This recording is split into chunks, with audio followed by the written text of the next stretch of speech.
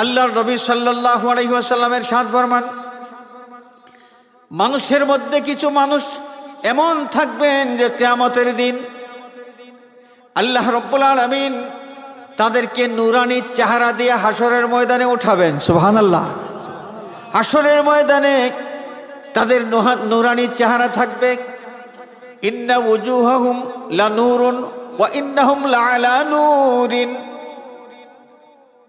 এই মানুষগুলোর চেহারা থাকবে নূরানি, নূরের মিম্বরে তারা আসন গ্রহণ করবেন। নবী এবং শহীদ যারা, এরা এই লোকগুলোর সম্মান দেখে তারা অবাক হয়ে যাবে। আম্বিয়া কেরাম তাকায় দেখবেন নূরানি চেহারা নিয়ে নূরের মিম্বরে বসেছে কোন মানুষ রে? না, আমরা নবী হিসাবে যারা পৃথিবীতে দায়িত্ব পালন করেছি এই লোকটা তো আমাদের দলের কেউ না, নবী না, কোনো নবী না। তাহলে এত সম্মান পাইল। শুহাদায়ে কেরাম তারা তাকাইবেন, তাকাইয়ে দেখবেন যে আল্লাহর রাস্তায় আমাদের প্রাণ কোরবান করেছি আমরা পৃথিবীতে, আমরা যারা শহীদ হয়েছি, এই যে লোকগুলো নূরানির চেহারাওয়ালা, নূরের আসনে বসা, নূরের মিম্বরে বসা, এদের কেউ তো শহীদ না। তাহলে এত সম্মান তারা কেমনে পাইল? হাজরিন, আমরা মানুষের মধ্যে সৃষ্টিগতভাবে কিছু বৈশিষ্ট্য আল্লাহ রাব্বুল আলামিন দান করেছেন। 6টা বিষয় আছে, যেই 6টা বিষয় যেগুলোকে 6 রিপু বলা হয়। প্রত্যেকটা সুস্থ মানুষের মধ্যে 6টা রিপু আছে। কাম, ক্রোধ, লোভ, মোহ, মদ, মাৎসর্য, এই 6টা বিষয়। এই 6টা বিষয়ের মধ্যে কোনো একটা বিষয় যখন নিয়মের চাইতে বেশি হয়ে যাবে, মানুষের নিয়ন্ত্রণের বাহিরে চলে যাবে, তখন ওই মানুষ আর সুস্থ থাকতে পারবেন না। আর এই 6টা বিষয়ের যে কোনো একটি যদি না থাকে, তাহলেও কোনো মানুষ সুস্থ থাকতে পারবেন না। 6টা রিপু প্রত্যেকের মধ্যে আছে। আমরা শিক্ষিত হই, অশিক্ষিত হই, ধনী হই, গরিব হই, যে পর্যায়ের মানুষ হই না কেন, প্রত্যেকের মধ্যে এই 6টা রিপু আছেই আছে। এর মধ্যে একটার নাম হলো লোভ। লোভ আছে না একটা? লোভ, এই লোভ প্রত্যেক মানুষের মধ্যে আছে।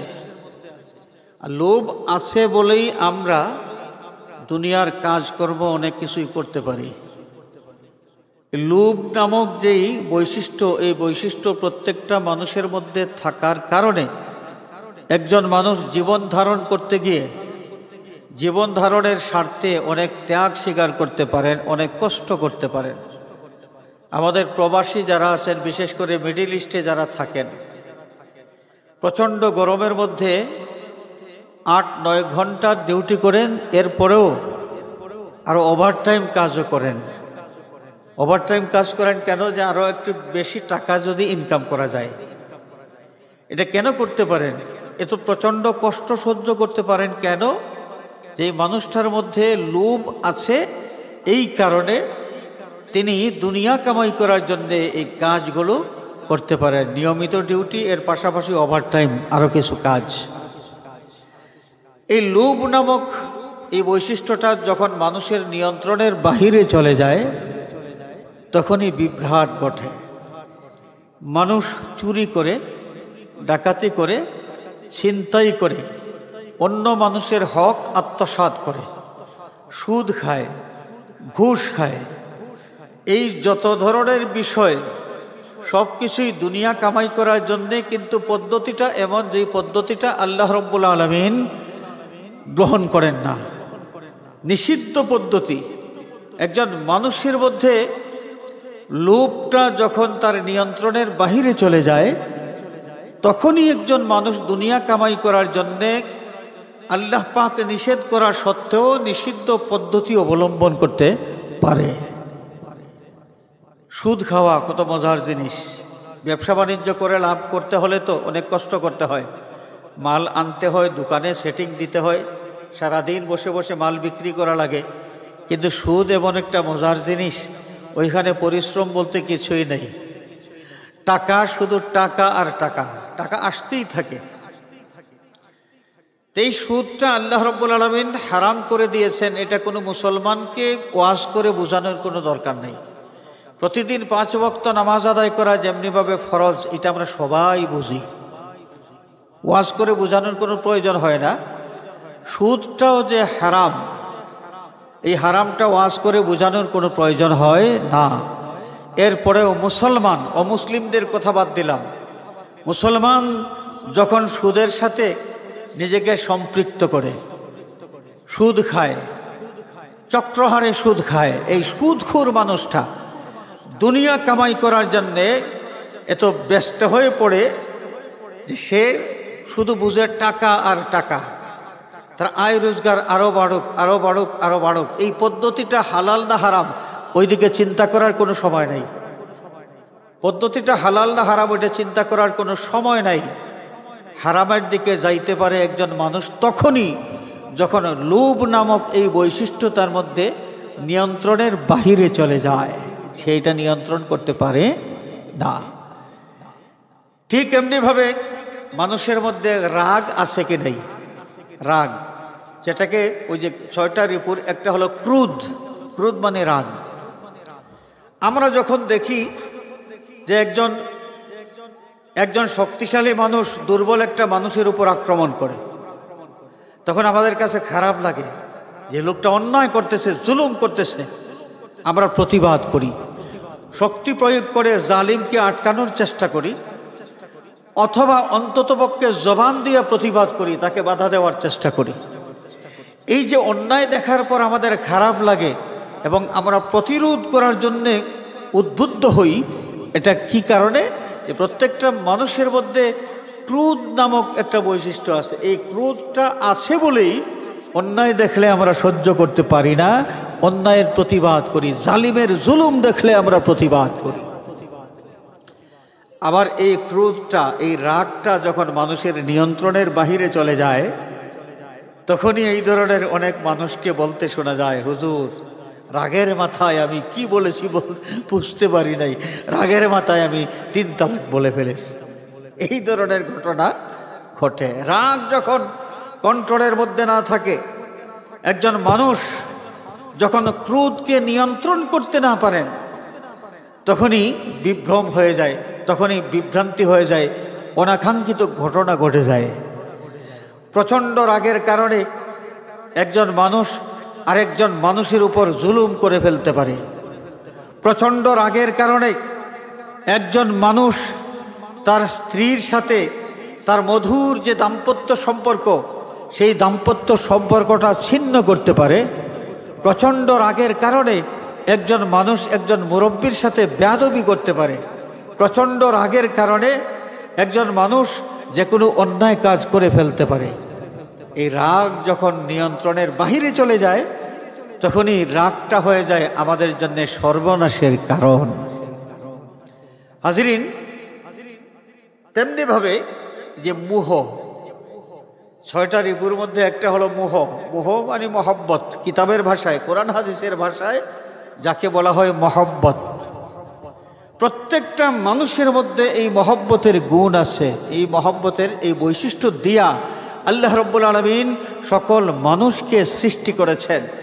এমনকি শুধু মানুষ নয়, জীব জন্তু জানোয়ার যেগুলো আছে, জন্তু জানোয়ারের মধ্যেও আল্লাহ রাব্বুল আলামিন মহব্বতের গুণ দিয়েছেন। জন্তু জানোয়ারের মধ্যেও মহব্বতের গুণ দিয়েছেন। এই জন্যে একটা কুকুরের বাচ্চা যখন হাঁটাহাঁটি করে, আর কোনো মানুষ যদি কুকুরের বাচ্চার কাছে যাওয়ার চেষ্টা করেন, বাচ্চা যদি হাউমাউ করে, তাহলে বাচ্চার মা কিন্তু তাড়াইয়া আসে, একজন মানুষের প্রতি তাড়াইয়া আসে। গরুর বাচ্চা, একটা গাভী তার বাচ্চা সামনে নিয়ে যখন থাকে, তখন তার বাচ্চাকে কেউ ধরতে গেলেই অনেক গাভী আছে সেটা ঢুস দেওয়ার চেষ্টা করে। মুরুগ আছে না, মুরুগের বাচ্চার পাশ দিয়া কখনো কোনো মানুষ যাইতে গেলে এই বাচ্চাগুলোর মা মুরগিটা একজন মানুষের উপর ঝাঁপাইয়া পড়ে, ঝাপটা দিয়ে পড়ে। কেন? বাচ্চার জন্য তার যে মায়া, তার যে মহব্বত, এই মহব্বতের কারণে বাচ্চাগুলোকে রক্ষার জন্যে সে এগিয়ে আসে। সে মনে করে ওই মানুষটা তার বাচ্চাগুলোকে কষ্ট দেবে, তার বাচ্চাগুলোর ক্ষতি করে ফেলবে।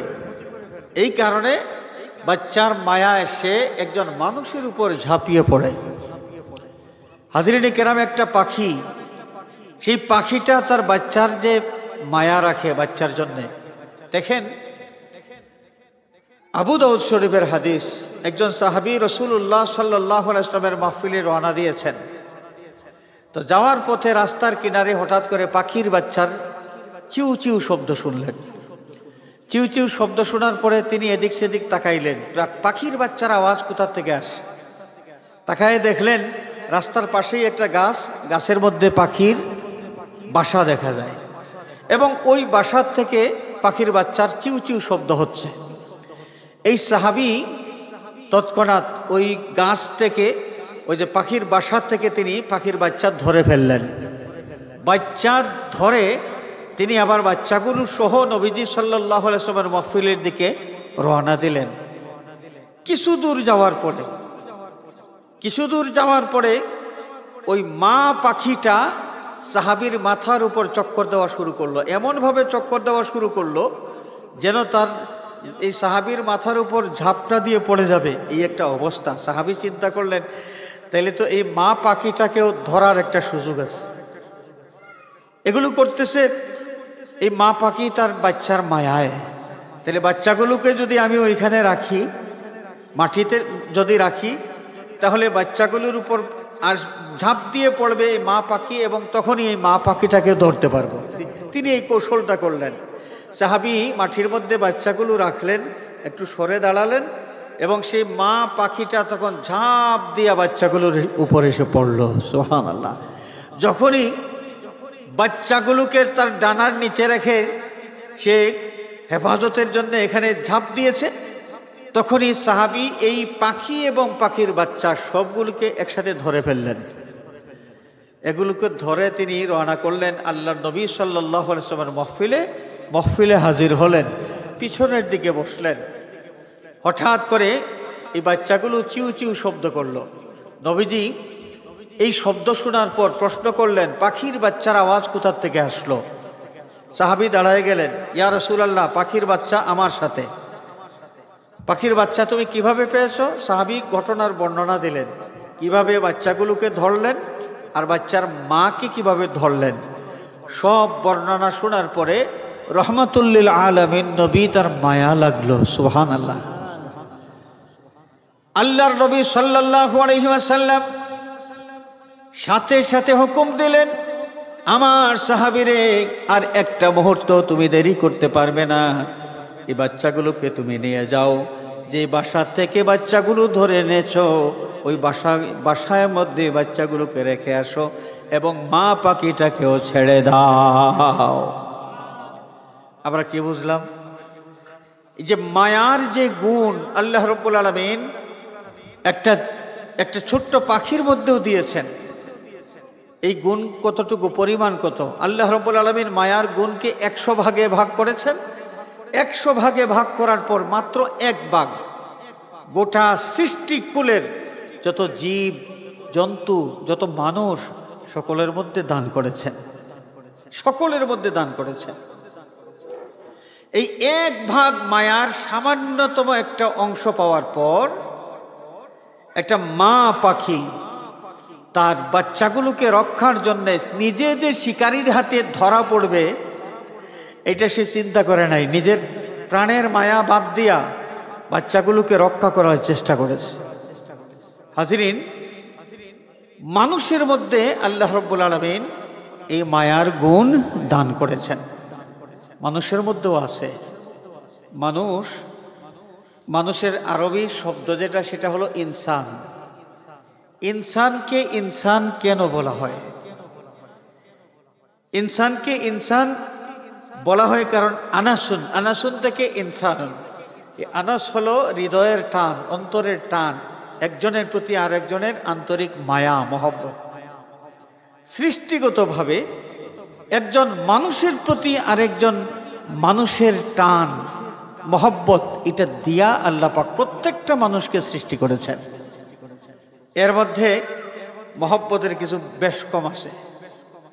সাধারণত একজন মানুষের সাথে আরেকজন মানুষের মায়ার সম্পর্ক এটা, আর মা বাবার প্রতি সন্তানের মায়া আর সন্তানের প্রতি মা বাবার মায়া, এটা হলো আরেকটা বিশেষ মহব্বত যেটা সৃষ্টিগতভাবে আল্লাহ রাব্বুল আলামিন দান করেছেন।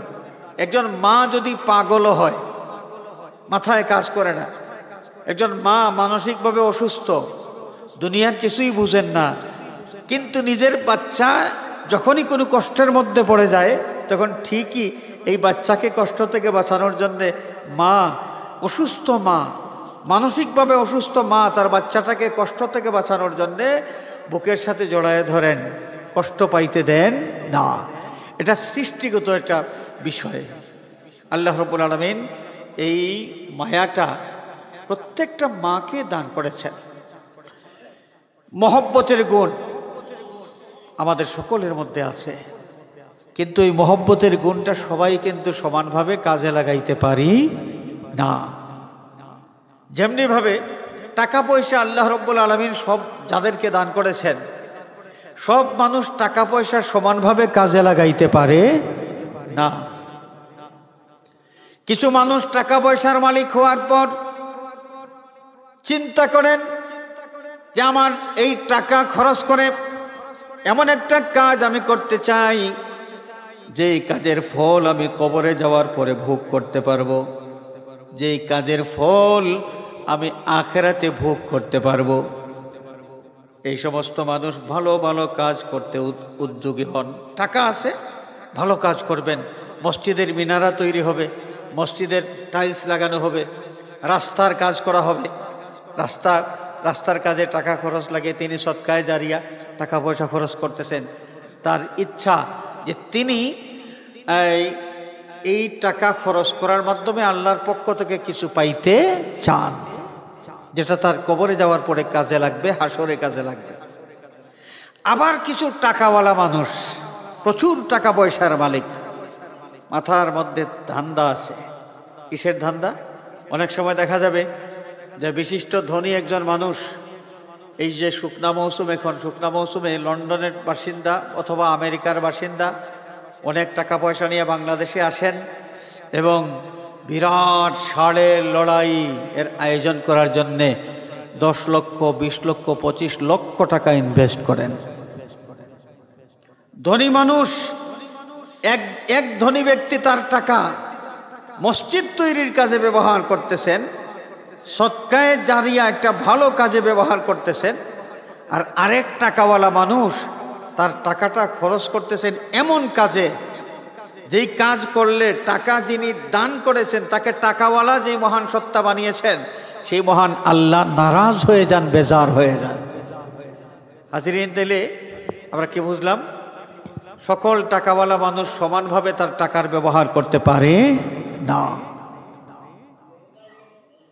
এই মহব্বতওয়ালা মানুষ যারা, সবাই তো মহব্বতওয়ালা, যে সকল মানুষ তার মহব্বত সঠিক খাতে ব্যবহার করতে পারে না। হাজিরিনে কেরাম, দেখেন যে একজন দুর্বল মানুষ, গরিব মানুষ, একজন গরিব মানুষ অসুস্থ মানুষটা টাকার অভাবে ওষুধ খাইতে পারতেছে না, অথবা তার চিকিৎসার প্রয়োজন। এইটা দেখার পর আরেকজন মানুষ, তার সামর্থ্য আছে, তার মায়া লাগে। গরিব মানুষটার কষ্ট দেখলে মায়া লাগে। সেই মায়ার কারণে ওই গরিব মানুষটার জন্য সে চিকিৎসার ব্যবস্থা করে, কিছু টাকা পয়সা খরচ করে চিকিৎসার ব্যবস্থা করে। এই যে মায়ার গুণটা আল্লাহ রাব্বুল আলামিন তাকে দিয়েছেন, সে সঠিক খাতে ব্যয় করলো এবং এই লোকটাকে, গরিব মানুষটাকে মহব্বত করা, এর উদ্দেশ্য কি? যে আল্লাহ রাব্বুল আলামিন খুশি হবেন, আল্লাহ পাক খুশি হবেন। আল্লাহ পাককে খুশি করার উদ্দেশ্যে এই মহব্বত সে প্রয়োগ করলো। এটা হচ্ছে ইমানের দাবি। ইমানের দাবি। আল হুব্বু ফিল্লাহ ওয়াল বুগদু ফিল্লাহি মিনাল ঈমান। আল্লাহ রাব্বুল আলামিনকে খুশি করার জন্য মহব্বত করা, আল্লাহর সন্তুষ্টির উদ্দেশ্যে মহব্বতের প্রয়োগ করা, এটা হচ্ছে মিনাল ঈমান, ঈমানের অংশ, এটা হচ্ছে ঈমানের দাবি। এর মাধ্যমে একজন মানুষের ঈমান মজবুত হয়, ঈমানের নূর বৃদ্ধি পায়। সুবহানাল্লাহ। আর মহব্বত যদি হয় এমন জিনিসের, একটা ষাঁড় আছে না, ষাঁড়ের লড়াই করে মানুষ, ষাঁড়ের লড়াই করে একটা ষাঁড় সে লালন পালন করতেছে অনেক যত্ন করে। কাজটা কি? এই ষাঁড় দিয়া সে মারামারি করাইবে এবং তার এই গরুটা যেন মারামারিতে গিয়া বিজয়ী হইতে পারে। খুব মায়া করে এটাকে খুব সুন্দর করে তেল মাখাইয়া খুব যত্ন করে। এই যে একটা নাজায়েজ কাজ, পশুতে মারামারি লাগাইয়া বিনোদন করা, এটা হালাল না হারাম? আরো জোরে বলেন, হালাল না হারাম? এই হারাম কাজের জন্য এই লোকটা তার গরুকে মহব্বত করতেছে।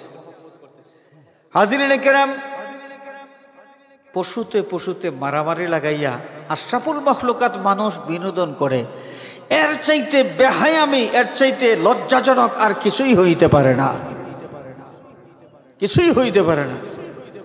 কিয়ামতের দিন এই জীবজন্তুগুলো আল্লাহ রাব্বুল আলামিনের দরবারে নালিশ করবে তাদের বিরুদ্ধে যারা তাদেরকে কষ্ট দিয়েছেন। আল্লাহ রাব্বুল আলামিন সেদিন বলবেন যে তোমরা প্রতিশোধ নিয়ে নাও। হাদিস শরীফের মধ্যে এসেছে, নবীজি সাল্লাল্লাহু আলাইহি ওয়াসাল্লাম ইরশাদ ফরমান, শিংওয়ালা জন্তু যদি হয় তাহলে সেই শিংয়ের গুতা মারার মাধ্যমে প্রতিশোধ দেওয়া শুরু করবে। যার কাছ থেকে প্রতিশোধ নিতে শুরু করবে সে শিংয়ের গুতা খাইয়া মারা যাবে। ওই লোকটাকে আবার জিন্দা করা হবে, আবার শিংয়ের গুতা শুরু হবে, আবার সে মারা যাবে, আবার তাকে জিন্দা করা হবে, তারপর আবার শিংয়ের গুতা শুরু হবে। এইভাবে সেই জন্তুটা প্রতিশোধ নিতে যখন বলবে যে আল্লাহ আমার হয়ে গেছে আর লাগবে না, তখনই তার শাস্তি বন্ধ হবে। এর আগ পর্যন্ত চলতেই থাকবে।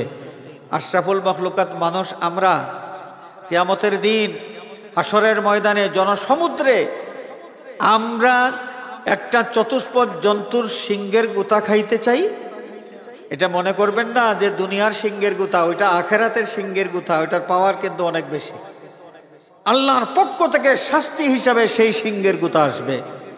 সুতরাং আমরা যেন কোনো জন্তুকে কষ্ট দিয়া বিনোদন যেন না করি। যারা ষাঁড়ের লড়াই করাবেন, যারা ষাঁড়ের লড়াই দেখে আনন্দ উদযাপন করবেন, উপভোগ করবেন, এরা সকলেই কিয়ামতের দিন এই জন্তুগুলোর শিংয়ের গুতা খাইয়া এই শাস্তি ভোগ করতে হবে। আল্লাহ রাব্বুল আলামিন এই বেহায়ামির থেকে আমাদেরকে যেন হেফাজত করেন। সবাই বলি আমিন, আরো জোরে বলি আমিন। মহব্বতের এই গুণ কোনো মানুষ যদি এমন ক্ষেত্রে ব্যবহার করে যেখানে তার এই মহব্বতটা প্রয়োগ করা উচিত নয়, তার কোনো অধিকার নাই, তখন আল হুব্বু ফিল্লাহ কিন্তু এটা হয় নাই। আল হুব্বু ফিল্লাহ এটা হয় নাই। আমাদের এই সমাজটা বড় বিভৎস। আমাদের সমাজে মাঝে মাঝে কত ধরনের ফ্রেন্ড যে দেখলাম, ফ্রেন্ড, বয়ফ্রেন্ড, বেস্ট ফ্রেন্ড, আর কত জাতের ফ্রেন্ড আছে, সব কিছু আমি চিনিও না। কত ধরনের ফ্রেন্ড আছে। ফ্রেন্ড মানে কি? স্কুল, কলেজ, বিশ্ববিদ্যালয়ের কোনো ছাত্র ছাত্রী, যুবক যুবতী একজন আরেকজনকে মন দিয়েছে, মন নিয়েছে, অথচ এরা কিন্তু মন দেওয়া নেওয়া করতে হলে পূর্ব শর্ত হলো তার লাইসেন্স থাকা দরকার। সেই লাইসেন্সটা হলো বৈবাহিক বন্ধন। মুহরানার মাধ্যমে একজন পুরুষ একটা স্ত্রীকে তার মন দেওয়া নেওয়ার জন্য সে কি করবে? সে নির্বাচন করবে। কিন্তু ওইখানে মুহরানার কোনো কারবার নাই। চতুষ্পদ জন্তু যেগুলো, এই গরু ছাগল একটা আর একটার সাথে যেভাবে ব্যবহার করে, ওইখানে মুহরানার কোনো প্রশ্ন নাই, কোনো ন্যায় অন্যায় খোঁজারও কোনো প্রশ্ন নাই, তাদের জন্য এটার দরকারও নাই। কিন্তু মানুষ গরু ছাগলের মতো মানুষ এইভাবে লাইসেন্স ছাড়া, মোহরানা ছাড়া একটা পুরুষ আর একটা নারী এইভাবে মন দেওয়া নেওয়া করতে পারে না। অবৈধভাবে এই ক্ষেত্রে যদি একজন পুরুষ একজন মহিলাকে মহব্বত করে আর একজন মহিলা যদি একজন পুরুষকে মহব্বত করে, তাহলে আল হুব্বু ফিল্লাহ কিন্তু এটা হইল না। আল হুব্বু ফিল্লাহ এটা হইল না। হাজিরিনে কেরাম, আমরা আমাদের মহব্বতের গুণের ব্যবহার করব কোন জায়গায়? ঈমানদার যারা, আল্লাহ রাব্বুল আলামিন তাদের পরিচয় দিচ্ছেন, ওয়াল্লাযীনা আমানু আশাদ্দু হুব্বাল লিল্লাহ। ঈমানদার যারা আল্লাহ রব্বুল আলামিনের জন্য, আল্লাহর ওয়াস্তে তারা সবচাইতে বেশি মহব্বতের গুণটাকে প্রয়োগ করবে। মা বাবার প্রতি একজন সন্তানের মায়া, একজন সন্তান যদি মা বাবার দিকে মহব্বতের নজর দিয়া একবার তাকায়, এই মহব্বতের দাম আছে। এই মহব্বতের কি আছে? দাম আছে। আল্লাহর হাবিব সাল্লাল্লাহু আলাইহি ওয়াসাল্লামের ইরশাদ ফরমান, কোন সন্তান যদি তার মা বাবার দিকে মহব্বতের দৃষ্টিতে একটিবার তাকায়, আল্লাহ রাব্বুল আলামিন তাকে একটা মকবুল হজের সওয়াব দান করে দেবে। আল্লাহর নবী যখন এই কথা বললেন, সাহাবায়ে কেরামের মনের মধ্যে প্রশ্ন জাগলো, একবার তাকাইলে যদি একটা মকবুল হজের সওয়াব পাওয়া যায়, তাহলে একজন সন্তান ইচ্ছা করলে প্রত্যেক দিন তার মা বাবার দিকে 100 বার মহব্বতের দৃষ্টিতে তাকাইতে পারে। যদি 100 বার তাকায়, তাহলে আল্লাহ রাব্বুল আলামিন কি 100টা হজের সওয়াব দান করবেন? প্রশ্ন জেগেছে সাহাবায়ে কেরামের মনের মধ্যে, প্রশ্ন জেগেছে। নবীজির কাছে জানতে চেয়েছেন, ইয়া রাসূলুল্লাহ, কোন সন্তান প্রতিদিন 100 বার যদি মা বাবার চেহারার দিকে মায়ার নজরে তাকায়, 100টা হজের সওয়াব কি আল্লাহ রাব্বুল আলামিন তাকে দান করবেন? ওয়া আতিয়াবু, আল্লাহ নবী বলেন, হ্যাঁ। আল্লাহ পারবেন না কেন? 100 কেন, 1,00,000 বার যদি তাকায়, 1,00,000 হজের সওয়াব দেওয়ার ক্ষমতা আল্লাহ রাব্বুল আলামিনের আছে। যে মায়ার নজরে তাকানো, মায়ার নজরে 4 স্ট্রোকের, যে 4 স্ট্রোক আছে না সিএনজি গাড়ি, 4 স্ট্রোকের পিছনের সিটের দিকে তাকাইয়া কোনো লাভ নাই, লাভ নাই। 4 স্ট্রোকের পিছনের সিটের দিকে তাকাইয়া লাভ নাই। মায়ার নজরে ওই যে স্কুল কলেজের সামনে রাস্তার মোড়ে দাঁড়াইয়া তাকানোর কোনো লাভ নাই, ওইখানে ক্ষতি আছে, ওইখানে ক্ষতি আছে। পশু স্বভাব যখন মানুষের মধ্যে জাগ্রত হয়, তখনই মানুষ এই কাজ করতে পারে। আর যেখানে মায়ার দৃষ্টিতে তাকানো দরকার, ওইখানে চোখ লাল কইরা তাকায়। আমাদের সমাজটা এমন নিষ্ঠুর। অনেক সন্তান আছে, অনেক সন্তান, সবাই না, অনেক সন্তান আছে মা বাবার সাথে কথা বলার সময় চোখ লাল করে কথা বলে। কেন? সে নিজের টাকা কামাই করে মা বাবাকে খাওয়াইতেছে, পড়াইতেছে। এই জন্যে মা বাবার সামনে কথা বললে চোখ লাল করে কথা বলে। ওইখানে মায়ার দৃষ্টিতে তাকানোর প্রয়োজন মনে করে না। যেখানে মায়ার গুণটা প্রয়োগ করা দরকার, ওইখানে ওই মানুষটা মায়ার গুণটা প্রয়োগ করতে পারে না। তার ঈমানের যে একটা বৈশিষ্ট্য, সেই বৈশিষ্ট্যটা সে ধরে রাখতে পারে না। এই ধরনের মানুষগুলোর ঈমানটা দুর্বল হতে থাকে, দুর্বল হতে থাকে। আল হুব্বু ফিল্লাহ, আল্লাহ রাব্বুল আলামিনকে খুশি করার জন্য যদি কোনো মানুষকে মহব্বত করে, যেমন বাবা শাহজালাল রহমাতুল্লাহি আলাইহি, আমরা এই বাবা শাহজালালকে কোনোদিন দেখি নাই। 600-700 বছর আগের মানুষ, দুনিয়ার থেকে বিদায় নিয়েছেন। কিন্তু এখন যখন আমরা বাবা শাহজালাল রহমাতুল্লাহ আলাইহির নামটা উচ্চারণ করি, বড় মায়া লাগে, বড় শ্রদ্ধা লাগে, মায়া লাগে, শ্রদ্ধা লাগে। এটা কেন? তিনি কি আমাদেরকে টাকা পয়সা দিয়ে গেছেন কিছু, যে তোমরা শাহজালাল জিন্দাবাদ লালে লাল শাহজালাল স্লোগান দেবা, টাকা পয়সা দিয়া গেছেন? দেন নাই। আমরা মহব্বত করি কেন? আমরা বিশ্বাস করি যে বাবা শাহজালাল রহমাতুল্লাহি আলাইহি আল্লাহ পাককে খুশি করার জন্য সারাটা জীবন তিনি পরিশ্রম করে গিয়েছেন। এই দুনিয়ার আরামকে তিনি হারাম করেছেন, ত্যাগ স্বীকার করেছেন, সারাটা জীবন আল্লাহর রাস্তায় তিনি ব্যয় করেছেন।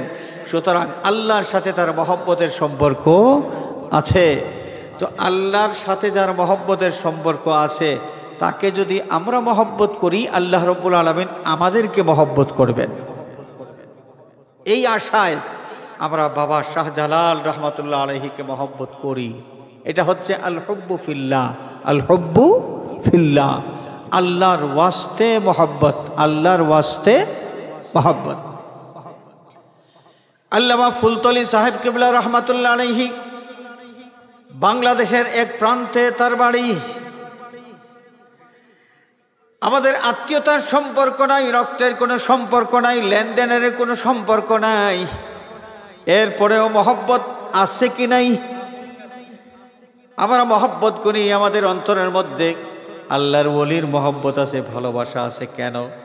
যে আমরা বিশ্বাস করি সারাটা জীবন সাধনা করার মাধ্যমে আল্লাহ রাব্বুল আলামিনকে খুশি করেছেন, আর যিনি আল্লাহকে খুশি করেছেন আল্লাহ পাক তাকে মহব্বত করেছেন। আল্লাহ যাকে মহব্বত করেন তাকে যদি আমরা মহব্বত করি, আমাদেরকে আল্লাহ রাব্বুল আলামিন মহব্বত করবেন। আল্লাহুম্মা রযুকনি হুব্বাকা। আল্লাহর নবী সাল্লাল্লাহু আলাইহি ওয়াসাল্লাম আল্লাহর দরবারে দোয়া করেছেন, আল্লাহ আমাকে তোমার মহব্বত তুমি নসিব করো, তোমাকে যেন মহব্বত করতে পারি। ওয়া হুব্বা মান ইউহিব্বুকা, এবং তোমাকে যারা মহব্বত করেন তাদের মহব্বত আমাকে নসিব করো, আমি যেন তাদেরকে মহব্বত করতে পারি। আল্লাহ নবী দোয়া করেছেন। এই দোয়ার মাধ্যমে আমাদেরকে এই মেসেজ দিয়ে গেছেন যে আল্লাহ রাব্বুল আলামিন যাদেরকে মহব্বত করেন, আল্লাহর সাথে যাদের মায়ার সম্পর্ক, তাদেরকে তুমি যদি মায়া করো তাহলে আল্লাহ রাব্বুল আলামিন তোমাকে মায়া করবেন, তোমাকে মহব্বত করবেন। সুবহানাল্লাহ। এটাই হচ্ছে আল হুব্বু ফিল্লাহ। যদি এইভাবে আল্লাহর ওয়াস্তে একজন মানুষ আরেকজন মানুষকে মহব্বত করে থাকি, কিয়ামতের দিন এই মহব্বতের দাম আছে কি নাই? কতটুকু দাম আছে দেখেন। নবীজি সাল্লাল্লাহু আলাইহি ওয়াসাল্লাম হাদিস শরীফের মাধ্যমে এই বিষয়টা আমাদেরকে জানিয়ে গেছেন। আল্লাহর নবী সাল্লাল্লাহু আলাইহি ওয়াসাল্লামের সাদ ফরমান, মানুষের মধ্যে কিছু মানুষ এমন থাকবেন যে কিয়ামতের দিন আল্লাহ রাব্বুল আলামিন তাদেরকে নূরানি চেহারা দিয়ে হাসরের ময়দানে উঠাবেন। সুবহানাল্লাহ। হাসরের ময়দানে তাদের নূরানি চেহারা থাকবে। ইন্না ওয়ুজুহাহুম লানুরুন ওয়া ইন্নাহুম লাআলা নূরিন। এই মানুষগুলোর চেহারা থাকবে নূরানি, নূরের মিম্বরে তারা আসন গ্রহণ করবেন। নবী এবং শহীদ যারা, এরা এই লোকগুলোর সম্মান দেখে তারা অবাক হয়ে যাবে। আম্বিয়া কেরাম তাকায় দেখবেন নূরানি চেহারা নিয়ে নূরের মিম্বরে বসেছে কোন মানুষ রে? না, আমরা নবী হিসেবে যারা পৃথিবীতে দায়িত্ব পালন করেছি, এই লোকটা তো আমাদের দলের কেউ না, নবী না, কোনো নবী না, তাহলে এত সম্মান পাইল। শুহাদায়ে কেরাম তারা তাকাইবেন, তাকাইয়ে দেখবেন যে আল্লাহর রাস্তায় আমাদের প্রাণ কোরবান করেছি আমরা পৃথিবীতে, আমরা যারা শহীদ হয়েছি, এই যে লোকগুলো নূরানির চেহারাওয়ালা, নূরের আসনে বসা, নূরের মেম্বরে বসা, এদের কেউ তো শহীদ না, তাহলে এত সম্মান তারা কেমনে পাইল? সাহাবায়ে কেরাম জানতে চাইলেন, ইয়া রাসূলুল্লাহ, সৌভাগ্যবান মানুষ তারা কারা? যেই সমস্ত মানুষের সম্মান দেখার পর হাসরের ময়দানে আম্বিয়ায়ে কেরাম, শুহাদায়ে কেরাম অবাক হয়ে যাবেন, অবাক হয়ে যাবেন। আল্লাহর নবী সাল্লাল্লাহু আলাইহি ওয়াসাল্লাম জবাব দিলেন, হুম কওমুন তাহাব্বু ফিল্লাহি। এরা সেই সমস্ত মানুষ দুনিয়ার জীবনে যারা একজন আরেকজনকে মহব্বত করেছেন আল্লাহ রাব্বুল আলামিনকে খুশি করার জন্যে। আল্লাহকে খুশি করার জন্য একজন আরেকজনকে মহব্বত করেছেন। এদের আত্মীয়তারও কোনো সম্পর্ক নাই এবং টাকা পয়সার লেনদেনেরও কোনো সম্পর্ক ছিল না। এই যে মহব্বত, এই মহব্বতের পিছনে কোনো ধরনের স্বার্থ, দুনিয়াবি কোনো স্বার্থ এখানে ছিল না। টাকা পয়সার লেনদেন অথবা আত্মীয়তার সম্পর্ক, এই কোনো কারণে মহব্বত ছিল না। মহব্বতটা ছিল আল্লাহ রাব্বুল আলামিনকে খুশি করার জন্যে। এই সমস্ত মানুষ আজকে এরা এই সম্মান লাভ করেছে, নুরানি চেহারা লাভ করেছে, নূরের মিম্বর লাভ করেছে। সুবহানাল্লাহ।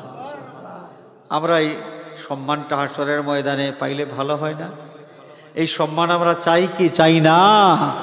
তাহলে এই দুনিয়ার জীবনে আল্লাহর ওয়াস্তে মহব্বত করতে হবে। আল্লাহওয়ালা মানুষ যারা, তাদেরকে মহব্বত করতে হবে। আউলিয়ায়ে কেরাম যারা, তাদেরকে মহব্বত করতে হবে। এবং যাদেরকে যত বেশি মহব্বত করি, সবার চাইতে বেশি মহব্বত থাকবে আমাদের নবী করিম সাল্লাল্লাহু আলাইহি ওয়াসাল্লামের প্রতি। নবীর মহব্বত থাকবে সবার চাইতে বেশি, সবার চাইতে বেশি মহব্বতের সম্পর্ক থাকবে নবীর সাথে। হাজিরিনে কেরাম, তো এই নবীর প্রতি আমাদের মহব্বত সবচাইতে বেশি যদি না থাকে, আমাদের ঈমান কামিল হবে না, ঈমানটা যথাযথ হবে না, ঈমান যথাযথ হবে না। এই নবী পাক সাল্লাল্লাহু আলাইহি ওয়াসাল্লামকে যারা মহব্বত করেন, নবীর বদনাম শুনলে এরা সহ্য করতে পারেন না। নবীর যত বেশি প্রশংসা শুনবেন, তাদের কাছে তত বেশি ভালো লাগবে। আশিকে রসুল যারা, নবীর আশিক যারা, নবীর প্রেমিক যারা, নবী প্রেমিকের সামনে কোনো ব্যক্তি যদি নবীর শানের খেলাফ কোনো বক্তব্য দেয়, তাহলে নবীর প্রেমিক সহ্য করতে পারবেন না, প্রতিবাদ করবেন। নবীর বদনামকারী ব্যক্তির কণ্ঠরোধ করার চেষ্টা করবেন। হাজিরিন, তো নবীর দুশমন, নবীর শানের বিরুদ্ধে কেউ কি কথা বলে? আরে ভাই, অমুসলিম যারা, তারা তো বলবে, স্বাভাবিক। নবীর উম্মত দাবিদার কিছু মানুষও তো নবীর শানের বিরুদ্ধে কথা বলে। একজন ইহুদি, একজন খ্রিস্টান আবার নবীর কিছু বদনাম যদি করে, নবী পাক সাল্লাল্লাহু আলাইহি ওয়াসাল্লামের বিয়ে শাদী নিয়ে যদি সমালোচনা করে, আল্লাহর নবীর যুদ্ধ নীতি নিয়ে যদি সমালোচনা করে, আল্লাহর নবীর গনিমতের মাল বন্টন নিয়ে যদি সমালোচনা করে, যে কোনোভাবে একজন ইহুদি, খ্রিস্টান, বৌদ্ধ, জৈন, হিন্দু, অন্য ধর্মের মানুষ যদি সমালোচনা করে, আমাদের মনকে আমরা প্রবোধ দিতে পারবো, কিন্তু তারপরেও তো শেষ পর্যন্ত আমরা মনে করবো, বাবা দা যে বিধর্মী, প্রতিবাদ তো আমরা করব। কিন্তু যখন কোনো মুসলমান আমার নবী সম্পর্কে কথা বলবে, নবীর নবুয়ত নিয়ে প্রশ্ন তুলবে, যে নবীজির দায়িত্ব পালন করতে পারেন নাই সঠিকভাবে, নাউযুবিল্লাহ বলেন। নবীকে আল্লাহ রাব্বুল আলামিন যে দায়িত্ব দিয়া পৃথিবীতে পাঠিয়েছেন, নবী দায়িত্ব পালন করতে গিয়ে অনেক ভুল করেছেন, অনেক ত্রুটি করেছেন, অনেক গাফলতি করেছেন। এই ধরনের কোনো বক্তব্য যদি কোনো মানুষ দেয়, তাহলে নবী প্রেমিক চুপ হয়ে বসে থাকতে পারে না। অনেক মুসলমান তো তাই করেছে। বেশি দূরে যাওয়ার দরকার নাই। জনাব মওদুদী সাহেব আছেন না, আমরা তো নাম শুনেছি, জামাতে ইসলামের প্রতিষ্ঠাতা জনাব মওদুদী সাহেব, তিনি তো এই কাজটা করে গেছেন। নবীকে দোষী সাব্যস্ত করেছেন কিভাবে? যে নবীর দায়িত্ব ঠিকমতো পালন করেন নাই। নাউযুবিল্লাহ বলেন। নবী দায়িত্ব ঠিকমতো পালন করেন নাই, এই জন্য আল্লাহ রাব্বুল আলামিন নবীকে মাফ চাওয়ার হুকুম দিয়েছেন। চিৎকার করে বলেন নাউযুবিল্লাহ। নবীর দায়িত্ব পালন নিয়ে প্রশ্ন তোলা, এই কথা, এই বক্তব্যটা নবীর পক্ষে না বিপক্ষে? নবীর শানের পক্ষে না শানের খেলাফ? নবীর শানের খেলাফ বক্তব্য দিবে একজন মানুষ, আর নবী প্রেমিক চুপ হয়ে বসে থাকবে? আস-সাকিতু আনিল হাক্কি শায়তানুন আখরাস। সত্য বলার থেকে যারা চুপ থাকে, সত্য কথা বলে না। আপনি যদি মনে করেন যে বেচারা বিশিষ্ট ইসলামিক স্কলার, আন্তর্জাতিক ইসলামী চিন্তাবিদ, ইসলামী আন্দোলনের একটা নেতা, একজন প্রতিষ্ঠাতা, এই বেচারা, যাক বাবা, বেচারা কিছু বললাম না। আপনি যদি এই কথা বলেন, চুপ থাকেন, প্রতিবাদ করেন না, কথা বলেন না, তাহলে আপনার মৌন সম্মতি, আপনার মৌনতা, নীরবতা সম্মতির লক্ষণ প্রমাণ হবে আপনিও তার এই কথা সমর্থন করেছেন, আপনিও তার কথা সমর্থন করেছেন প্রমাণ হবে। আর যদি নবীর প্রেম বিন্দুমাত্র অন্তরের মধ্যে থাকে, আমরা চুপ থাকতে পারবো না। আপনি ইসলামিক স্কলার, আবার নবীর নবুয়ত নিয়ে প্রশ্ন তুলেন। আপনি এই ইসলাম, যেই ইসলামিক স্কলার, এই ইসলামটা কোন জায়গার ইসলাম, কই থেকে আমদানি করছেন? মুহাম্মদুর রাসূলুল্লাহ সাল্লাল্লাহু আলাইহি ওয়াসাল্লামের ইসলাম যদি হয়, আর সেই ইসলামের পক্ষের কোনো খাদিম যদি হয়, তাহলে ওই ইসলামী নেতা নবীর নবুয়ত নিয়ে কোনো প্রশ্ন তুলতে পারে না। যেই মুসলমান নবীর নবুয়ত নিয়ে প্রশ্ন তুলে আমাদের মনের মধ্যে প্রশ্ন জাগে, তার ইসলাম কোন ফ্যাক্টরি থেকে তৈরি হয়েছে? এটা তো মুহাম্মদুর রাসূলুল্লাহ সাল্লাল্লাহু আলাইহি ওয়াসাল্লামের ইসলাম হইতে পারে না। হাজিরিনে কেরাম, তো মওদুদী সাহেব এই কথা বললেন যে নবী দায়িত্ব পালন করেন নাই ঠিক মতো, এই জন্য আল্লাহ রাব্বুল আলামিন মাফ চাওয়ার হুকুম তাকে দিয়েছেন। অথচ আল্লাহ পাক নবীকে মাফ চাওয়ার হুকুম দিয়েছেন কেন? এর কারণ কি? এটা যদি আমরা একটু তাফসীরের দিকে যাই, আমরা যদি হাদিস শরীফের দিকে যাই, তাহলে কারণ আমরা ঠিকভাবে জানতে পারব। আমাদের নবীজি তো প্রতিদিন 100 বার তওবা করতেন। কতবার? 100 বার। তো কবিরা গুনাহ করলে তওবা করতে হয়, আমরা যেটা স্বাভাবিকভাবে জানি। তো নবী 100 বার যদি তওবা করতেন প্রতিদিন, তাহলে 100টা কবিরা গুনাহ কি করতেন? 100টা কবিরা গুনাহ করার পর 100 বার তওবা করতেন নাকি? না, নবীজি 100 বার তওবা করতেন প্রতিদিন, আল্লাহর কাছে মাফ চাইতেন। আমাদেরকেও হুকুম দিয়েছেন, আমার উম্মতেরা তোমরা আল্লাহর কাছে তওবা করো, মাফ চাও। আমি নবীও প্রতিদিন আল্লাহর কাছে 100 বার তওবা করি, মাফ চাই। আল্লাহর নবী আল্লাহর কাছে মাফ চাওয়ার জন্য আল্লাহ রাব্বুল আলামিন হুকুম দিয়েছেন। সূরা নসর, ইজাজা সূরার শেষের দিকে ওয়াস্তাগফিরহু, নবী আপনার রবের কাছে আপনি ক্ষমা প্রার্থনা করুন। ক্ষমা প্রার্থনা কেন করতে হবে? তাফসীরের কিতাব খুললে পাওয়া যায় লিয়ুস্তান্না বিকা। আল্লামা জালালউদ্দিন মহল্লী রহমাতুল্লাহ আলাইহি তিনি সুন্দর করে উল্লেখ করেছেন, লিয়ুস্তান্না বিকা, নবী আপনি আপনার রবের কাছে মাফ চান, যেন মানুষের মধ্যে মাফ চাওয়ার এই রেওয়াজটা চালু হয়। আপনার দেখা দেখি আল্লাহর কাছে মাফ চাওয়ার অভ্যাস যেন মানুষের মধ্যে গড়ে উঠে, মানুষকে শিক্ষা দেওয়ার জন্য আপনি আল্লাহর কাছে মাফ চান।